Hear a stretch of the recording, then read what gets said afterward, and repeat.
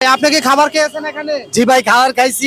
খাবারের মধ্যে দেখেন, এই যে আমি খাবার, আমার ডিউটি ছিল, আমি গাড়ি চালাই ভাই, এই যে প্রাইভেট কার, এইখানে সব টিকটকার আইসা ভাই ভিড় করতেছে ভাই, টিকটকার আইসা ভিড় করতেছে। ঠিক আছে, ওনারা আইসা, হ্যাঁ, ওনারা উল্টা পাল্টা প্রশ্ন করে মিজান ভাইকে বলে যে ভাই বলেন, ঠিক আছে, পেট ভরে খাইছি আমি, ভাত লয়ে খাবেন 14 বার, কিন্তু অনেকে ভাত নিয়ে দেন, সব নষ্ট করে খায় না।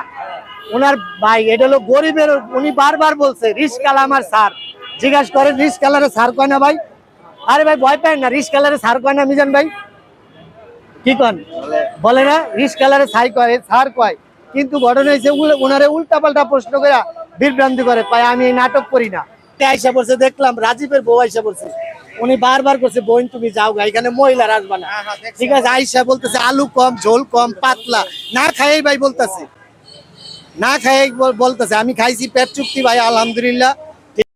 প্রিয় দর্শক, আপনারা দেখতে পাচ্ছেন সাধারণ মানুষের আনাগোনা এখানে মিজান ভাইয়ের দোকানে হেল্প করলাম, কাজ করলাম, তো রান্নাম অনেক সময়। এই যে হ্যাঁ ছিল আমার বড় ভাই, তার লগে আমি হেল্প করলাম।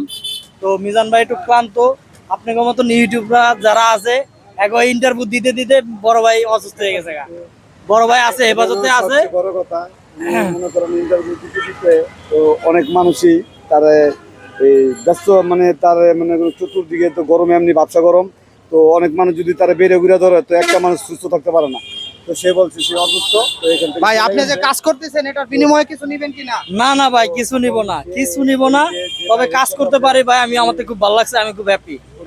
আর এই জায়গায় চেহারাতে একবার লাল বানায় ফেলছেন ভাই। মিজান ভাইয়ের জায়গায় আসছি, আমিও খাইতে আসছি, তবে আজকে নিয়ত করছি মিজান ভাইয়ের জায়গায় পরিশ্রম করে মিজান ভাইয়ের লগে একসাথে খাবার খাবো।